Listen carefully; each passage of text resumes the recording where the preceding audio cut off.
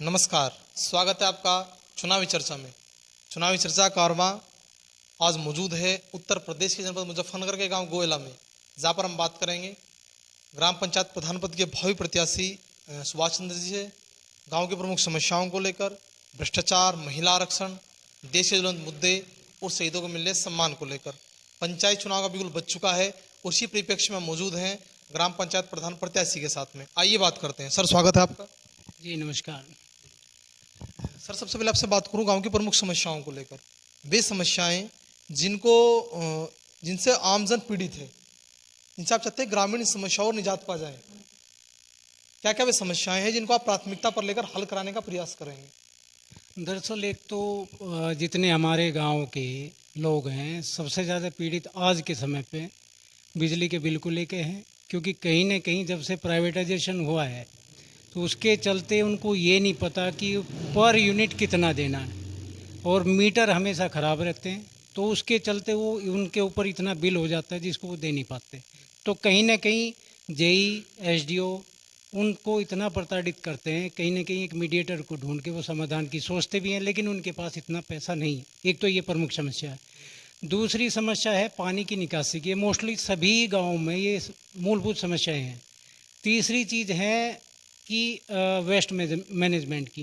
ग्राम पंचायत की जो जगह है उन पर कब्जे हैं, कूड़ा डालने की उचित व्यवस्था हो नहीं पाती, क्योंकि कहीं न कहीं प्रधान के संरक्षण में वो लोग रहते हैं जिन्होंने ज़मीन दबाई हुई है, तो वो मुक्त नहीं हो पाती। तो वेस्ट मैनेजमेंट का सबसे बड़ा आगे चल के भी सबसे बड़ा कारण बनेगा। तीसरी समस्याएं हैं जो आज के टाइम में आपने देखा होगा, एक प्रमुख मुद्दा चल रहा है किसानों को लेकर। यदि कहीं न कहीं सेंट्रल गवर्नमेंट उसमें एपीएमसी एक्ट है, उसमें थोड़ा सा बदलाव करें तो उसके चलते कहीं न कहीं किसान उस चीज़ को लेके खुश हो सकते हैं, क्योंकि पूरी तरह ख़त्म करना है, एमएसपी को ख़त्म करना। दूसरी चीज़, या फिर वो कर सकते हैं जैसे तमिलनाडु में एक योजना चली थी, संघाई करके शायद एक योजना है, वो मेरे ख्याल में कहीं न कहीं किसानों के लिए फ़ायदेमंद साबित हो सकती है। और बेसिक समस्याएं तो यही है कि भाई 2007 का पंचायती राज का जो कानून है वो पूरी तरह कहीं पर लागू नहीं। पहली बात तो यहाँ प्रधानों को ही नहीं पता कि 2007 में एक न्यायालय बना गया था हर ग्राम पंचायत में, लेकिन आज तक किसी भी प्रधान को यही नहीं पता कि उसका मतलब क्या है, करना क्या है, क्योंकि मोस्टली फौजदारी के मुकदमे थाने में जाते हैं। थाने में जाते हैं, उनका समाधान क्या है कि कहीं ना कहीं बैठ के फैसला और पैसे का लेन देन। ये मेन चीज़ें चल रही हैं, जिसकी वजह से कहीं ना कहीं हर गांव पिछड़ा हुआ। प्रधान जी, आपने काफ़ी मुद्दे गिनाए हैं गाँव के, आपके मैनिफेस्टो में शामिल भी हैं कहीं ना कहीं। प्रधान जी, मैं एक चर्चा करूं, जनप्रतिनिधि बड़े बड़े वादे करते हैं चुनाव से पहले, लेकिन एक आइटम्स आता है कि there are big difference between doing and saying. कथनी करने में बहुत बड़ा अंतर होता है। चुनाव के बाद वही मुद्दे कहीं धरातल पर दिखाई नहीं देते। आपके साथ हो क्या होगा कि आप भी जो वादे कर रहे हैं, क्या ग्रामीण इस बात से आश्वस्त हो सकते हैं कि अगर कोई ग्राम प्रधान पद के रूप में चुनते हैं तो उनकी समस्याओं का निराकरण हो जाएगा? बहरहाल क्या है कि पंचायती राज के लॉ के अकॉर्डिंग जो जो चीज़ें हैं उनसे हटके तो हम कोई वादा नहीं कर रहे हैं। हाँ, अपनी स्वेच्छा से सबसे बड़ा वादा हमने एजुकेशन को लेके किया है, जिसका अभी 1 से लेकर 8वीं तक के बच्चों में अवेयरनेस है, गांव का हर एक व्यक्ति बता सकता है। सेकंड थिंग, दूसरा एजेंडा हम जोड़ रहे हैं अपने उसमें, वो जोड़ रहे वो भी एजुकेशन को लेके हैं कि कहीं ना कहीं जो बच्चे 10th 12th करते हैं उनके लिए कोचिंग की व्यवस्था, वो ऑनलाइन हो फिर लाइब्रेरी की व्यवस्था, वो है, वो सब हम अपने उससे करें, उसका ग्राम पंचायत से कोई लेना देना ही नहीं है। तो ये मेन बेसिक चीज़ हम ये लेके चल रहे हैं। और तीसरी चीज़ है, जो चीज़ ग्राम पंचायत के लॉ के अकॉर्डिंग है, जो धरातल पर उतारी नहीं गई, इम्प्लीमेंट नहीं की गई, उनको हम इम्प्लीमेंट करेंगे। क्योंकि अभी तो बहुत सारी चीज़ें हैं कि पुरानी व्यवस्थाओं पर लोग ग्राम पंचायत में काम कर रहे हैं, चाहे वो प्रधान हो चाहे उससे जुड़े हुए दूसरे सदस्य हों, कि उनको पता ही नहीं एक्चुअल में धरातल पे होना क्या चाहिए। क्योंकि वो क्या करते हैं कि उनकी दौड़ केवल कहाँ है, अगर भाई चलो लोगों ने कह दिया कि आपको एक स्टेडियम बनाना है। स्टेडियम बनाने के लिए कहीं ना कहीं डेवलपमेंट के लिए खर्च होता है। आप डीएम से वार्ता कीजिए, क्योंकि वो प्रधानी के जितना फंड उनके पास आता है वो केवल वहीं तक सीमित है, उसके अलावा दूसरा सोचते ही नहीं है। सच्चाई तो ये है। इसी के चलते कहीं ना कहीं एक गांव में जो मूलभूत सुविधाएं हैं उनसे लोग वंचित रह जाते हैं।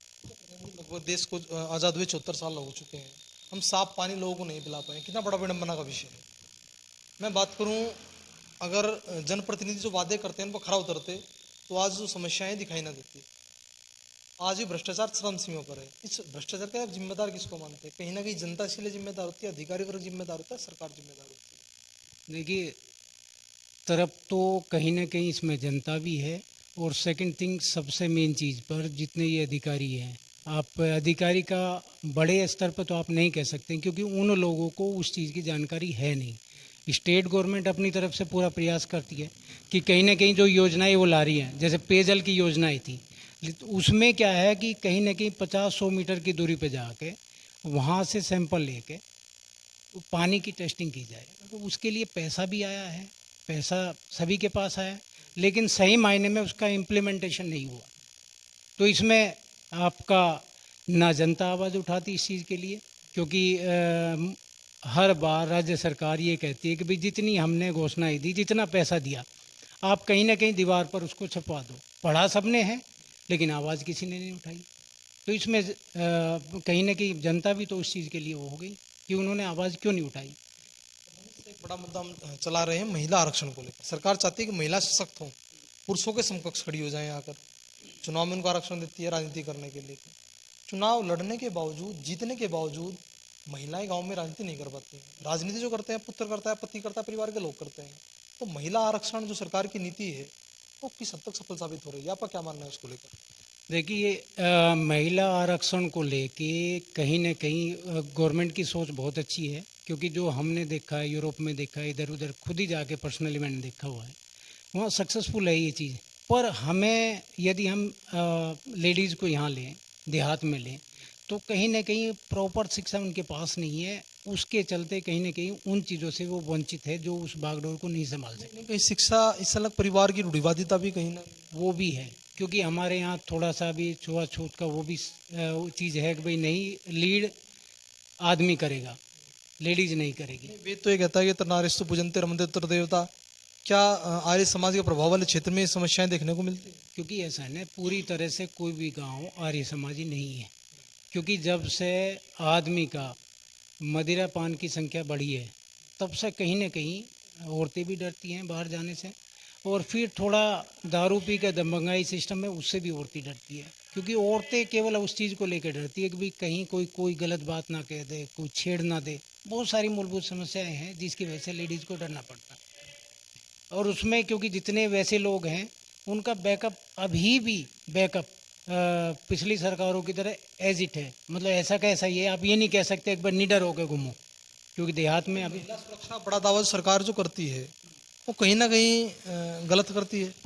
अभी वो चीज़ आ नहीं पाई है धरातल पे, जो चीज़ होनी चाहिए, क्योंकि कहीं ना कहीं इसलिए नहीं आएंगी, लॉ एंड ऑर्डर का जुम्मा पुलिस पे है, लेकिन पुलिस अभी तक उस तर्ज पे काम नहीं कर रही है जिस तर्ज पे उनको करना चाहिए। जिस दिन पुलिस उसी के अनुसार काम करने लगी, जाहिर है मैं समझता हूँ तब कहीं ना कहीं एक अच्छी चीज़ निकल के आएगी। प्रधान जी, इस साल के बड़ा मैं आपसे बात करूँ वर्तमान सरकार को लेकर, या केंद्र सरकार की आपसे बात करूँ, राज्य सरकार को कई मुद्दे तो इसमें लागू कर रही है। आपने देखा होगा 3 तलाक आपने देखा है, धारा 370 आपने देखी है, राम मंदिर आपने देखा है, NRC देखा है आपने जनसंख्या नियंत्रण कानून देखने वाले हैं आप।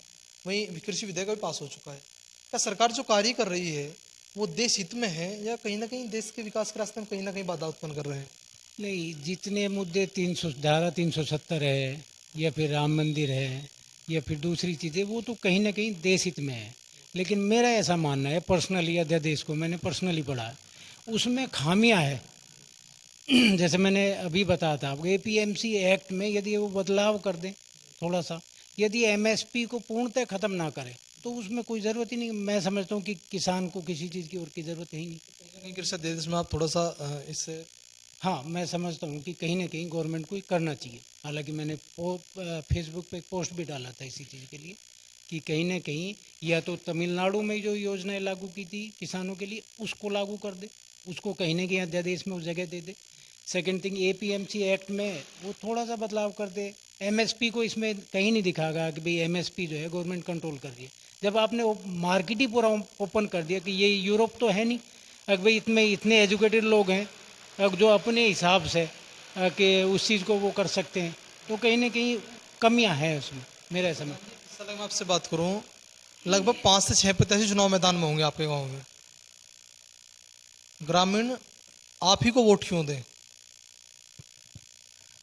देखिए ऐसा है, हमारे गांव में एक सबसे मेन चीज़ मैं जहां तक समझता हूँ कि हायर एजुकेशन का कोई भी प्रत्याशी पहले ना था, क्योंकि मोस्टली जितने पुराने प्रधान हुए हैं वो 8वीं तक हुए, मैक्सिमम 10 तक हुए हैं। तो यदि बाहर के अनुसार देखें, हम यूरोप या पश्चिम देशों के अनुसार देखें, तो उसमें कहीं भी 10th 12 कोई एजुकेशन मानी ही नहीं जाती। ठीक है। दूसरी चीज़ ये है कि हम कॉन्सेप्ट, एक अलग कॉन्सेप्ट लेके आ रहे हैं जिसमें, और फिर दूसरी चीज़ है कि समाज का सही मतलब समझा रहे हैं हम। भाई सम आवाज़, जहाँ बराबर की आवाज़ उठाई जाए तो उसको समाज कहा जाता है। लेकिन यहाँ क्या हो रहा है कि एक पक्ष एक तरफ हो गया, दूसरा पक्ष दूसरी तरफ हो गया, वो समाज के किसी भी दायरे में नहीं आता। तो एक सोच, हम सकारात्मक सोच उसकी सोच रहे हैं। कहीं ना कहीं शिक्षा का प्रभाव। बिल्कुल बिल्कुल, क्योंकि समय 21वीं सदी में हम लोग हैं। कोई अपील ग्रामीणों से करना चाहते हैं? मैं तो हाथ जोड़ के यही कहूँगा, भी जो भी आपको करना है एक सही निर्णय ले, और वो चुनाव में जो आपको लगता है कि कौन फायदे का कौन सही का, उसी के अनुसार चले। चला के बड़ा कार्यक्रम चला रहे हैं, इसमें आपका भी सहयोग हमें चाहिएगा। शहीदों का प्रचार प्रसार के लिए क्या शहीदों का जो प्रचार प्रसार होना चाहिए था, क्या वो हो रहा है? जिन लोगों ने देश को बचाने के लिए प्राणों की आहुति दे दी, क्या यदि वर्तमान पीढ़ी किसी बच्चे से हम पूछ लें कि 1857 क्रांति के 10 शहीदों के नाम बता दे, क्या बता पाएगा? नहीं। क्या 10 नेताओं के नाम बता देगा? बिल्कुल बता। 10 हीरो के फिल्म स्टारों के नाम बता बिल्कुल बता। 10 क्रिकेटरों के नाम बता। बिल्कुल। तो क्या कारण है? शहीदों का जो प्रचार प्रसार होना चाहिए था, सरकार को पाठ्यक्रम लागू करना चाहिए था शहीदों से संबंधित, क्या वो प्रचार प्रसार हो रहा है? नहीं, गवर्नमेंट, ना स्टेट गवर्नमेंट ना सेंट्रल गवर्नमेंट अभी तक इस पे विचार कर पाई, क्योंकि कहीं ना कहीं पाठ्यक्रम में इसको एक हिस्सा बनाना चाहिए, भले हिस्ट्री में बना ले। क्योंकि वो क्या है कि भाई फला सीएम ने ये किया, फला पीएम ने किया। अरे मेन चीज़ है जो हमारे बॉर्डर को संभालते हैं, एक्चुअल तो वो लोग हैं, हमारे हीरो वो लोग हैं जिसकी वजह से आज हम जिंदा हैं, जो कहीं ना कहीं हमारी इकोनॉमिक्स को बचा के रखते हैं। उनका एक बहुत बड़ा योगदान है। लेकिन कोई भी गवर्नमेंट इस चीज़ पे आज तक कदम नहीं उठा पाई। मीडिया कार्यक्रम चला रहा है शहीदों के प्रचार प्रसार के लिए, क्या सहभागिता उसमें रहेगा? बिल्कुल रहेगा, इन चीज़ों में तो हम वैसे भी रुचि लेते हैं। अच्छा प्रधान जी, कोरोना काल में कोई संदेश आप ग्रामीणों को देना चाहते हैं? देखिए ऐसा है ना, मेरे हिसाब से कोरोना से डरने की कोई ज़रूरत नहीं, क्योंकि आज के समय पर वैक्सीनेशंस भी हैं। सेकंड थिंग, घरेलू उपचार आप जो है कोई भी चीज़ ले सकते हैं, और ख़ासकर भाप वगैरह ले सकते हैं। पर इतना भी निडर मत होइए कि आप अपने घरेलू किसी भी व्यक्ति को उस चीज़ से वो करा सकें, ग्रसित करा सकें। बस मैं एक मेरा यूथ को लेके है सबसे बड़ा संदेश, कि यूथ केवल अपनी एजुकेशन पे ध्यान दे ले, क्योंकि पॉलिटिक्स से थोड़ा जितना हटके रहेंगे उनके लिए उतना ही अच्छा रहेगा।